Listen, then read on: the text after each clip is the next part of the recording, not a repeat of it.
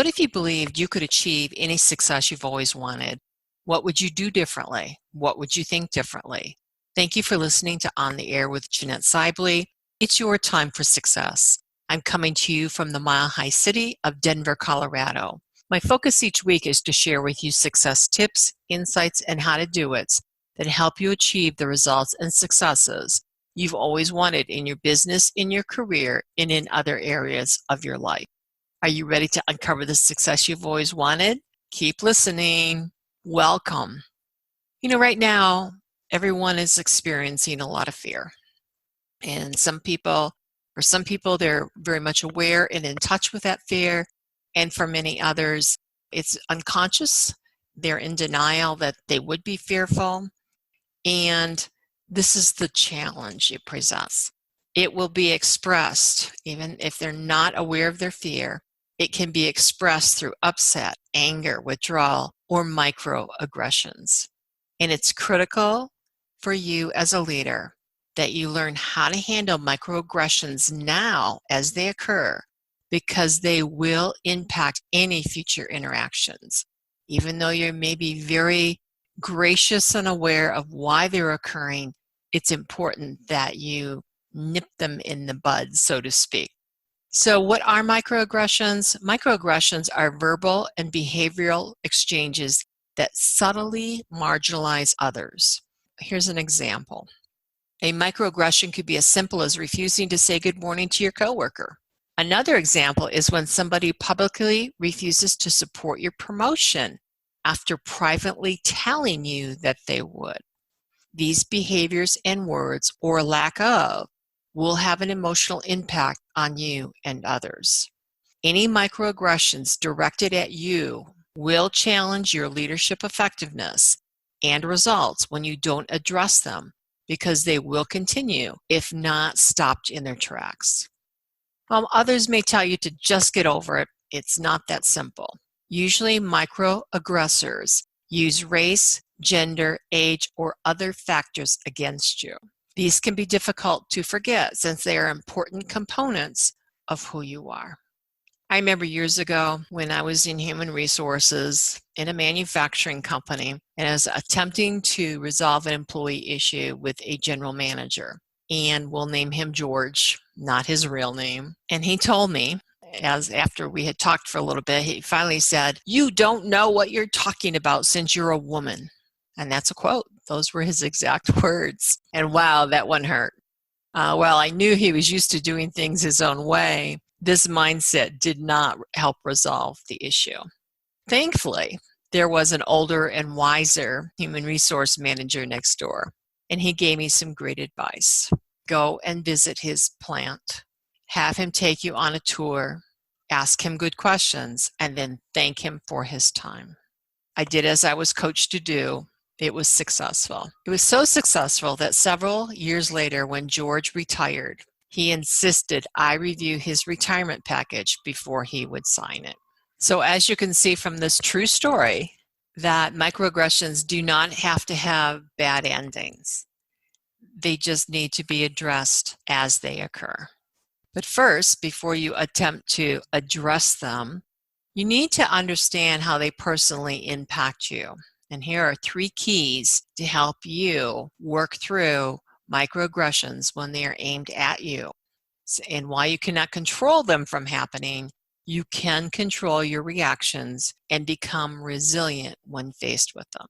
So here's the first key. Practice mindful breathing. When a microaggression first hits you, you may be in shock. And I know some of you would say, well, no, I wouldn't. I'm too strong for that. I promise you, it will niggle its way right into your psyche. So concentrate on breathing to release the disbelief and stress it just created. This is how I do it. I breathe in for a count of 5. I pause. Then I exhale for a count of 10. And then repeat that at least twice. It really does work. And again, what you're doing is taking the immediate flight or fight kind of mentality that we as human beings all experience and taking it out of that realm. The second key is don't keep it to yourself. The microaggressor's words or gestures will fester and impact your own choice of words, gestures, and mindset in any future interactions with the microaggressor and others, no matter how objective you think you are. We are all human. When somebody does something like that, our first response today is to be offended. And being offended isn't going to help you resolve it, particularly since you are a leader. So what do? Before you do anything, talk it out with your executive coach or mentor to expand your point of view. Then create an action plan to resolve it, again, before doing anything. This will help take down the heat of the moment, the heat of the response, and help you address it in a much more even keel fashion. And then third key is talk it out. Many microaggressors thrive in unresolved conflicts. So it's important that you have these tough conversations and deal with the conversation now. Yes, now. Don't put it off. The longer you put it off, the less likely you are to address it, and the more likely the microaggressor will continue their bad behavior.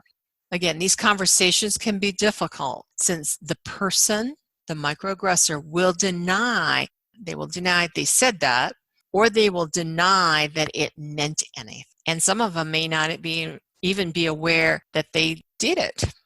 So here's the key for you. Stick to the facts and be prepared for their circular logic. So they'll say, well, I didn't mean anything by it. You shouldn't be so sensitive. I didn't, being in this environment, you got to have some tough skin. That's circular logic. And what you want to do is just stick to the facts and repeat them. Usually if you do that 3 times in a row, they'll stop. They'll get it. Hopefully, they'll get it. If necessary, depending on who the other person may be, you may need to have an objective third person involved in the conversation. So now that you understand how to effectively handle your reactions, but also address it with them, let's talk about how to prevent them. I know in a lot of the companies that I consult with or individuals I coach, it's really important in their world that these types of things are prevented. Next, I'm going to address 4 ways to prevent microaggression in your workplace culture.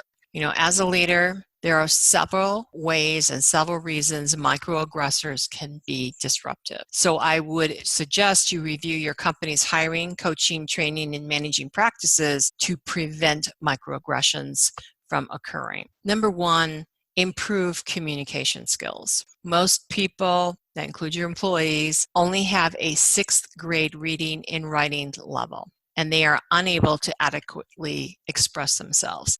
And during this crisis right now, it's even worse because they're not in touch with their own fears. What they're trying to say may not come out in the way that they actually meant it. The other area that you want to be really aware of is our global market is expanding, and English is many people's second language. So their ability to adequately express themselves in different situations will be a challenge. Remember yesterday, attempting to work with a customer service rep, she kept using a word I couldn't understand what she was saying. I thought I understood, but I wasn't crystal clear. And it was just the one word, and I said that to her. I said, can you use a different word? She couldn't. So she just kept repeating herself like a parrot. So in those situations, what you want to do is give them different words and then help them understand what those words mean. Probably the best, easiest way to help people get access to developing their communication skills is by providing focused and interactive communication workshops. These will help bridge the gaps. Do not rely on podcasts. But when it comes to actually using the information and using it effectively, you really want to have a workshop where you can get coached and you can better understand what may be in your way or in their way. Number 2, encourage participation.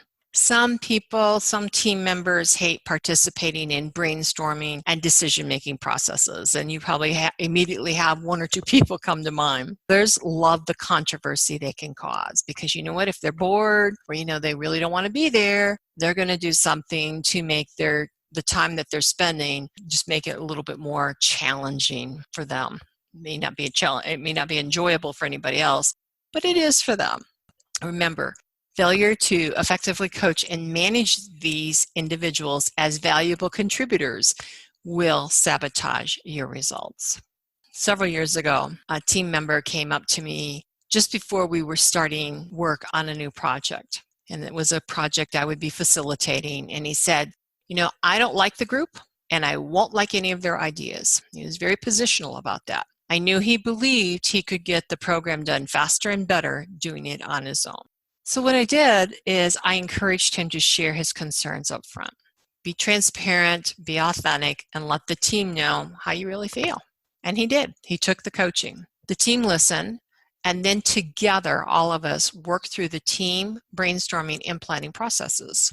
After the successful completion of the program, he actually admitted the results were better than he could have achieved on his own. You can imagine everyone's surprise that he would actually admit that, but he did. He shifted from being a potential microaggressor to a valuable contributor by participating.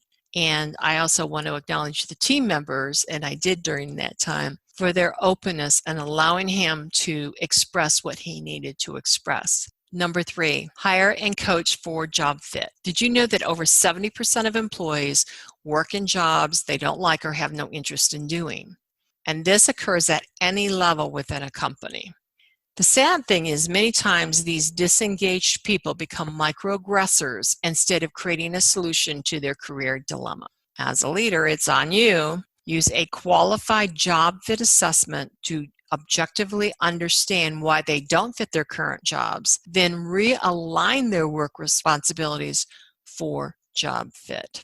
And I think that's really important. A lot of times we rely on assessments that reflect how people want to be seen and not who people really are. And I've experienced in 27 years of working with a particular tool, and the URL is provided in the comment box for this podcast.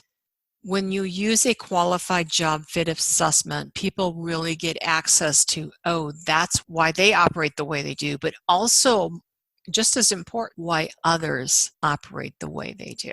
And out of that, they can have a really fruitful and productive conversation. And then number 4, address blind spots. Everyone has them. We all have them. You have them. I have them. We all have them. As a leader, remember your words and gestures speak louder and carry more weight than if expressed by someone else. So work with your executive coach. And again, use the qualified job fit assessment to better understand why. Also, use a 360-degree feedback assessment to understand how others see you. I think when you put all of that together, it's just phenomenal. The awakening, the consciousness that comes about, I just can't say it enough, is the awareness of what this process can provide. It has saved, in my experience and people I've worked with, it saved many careers. Also, remember to provide this resource to each of your team members. Remember, microaggressions can happen anywhere at any time, and hopefully these tips will help you be prepared and prevent them from disrupting the results of your team. Until next time, I want to thank you for listening to On the Air with Jeanette Sibley. It's your time for success. Tune in next week for more insights on how to achieve the success you've always wanted with my straight talk for dynamic results. Until next week, enjoy a great and successful week.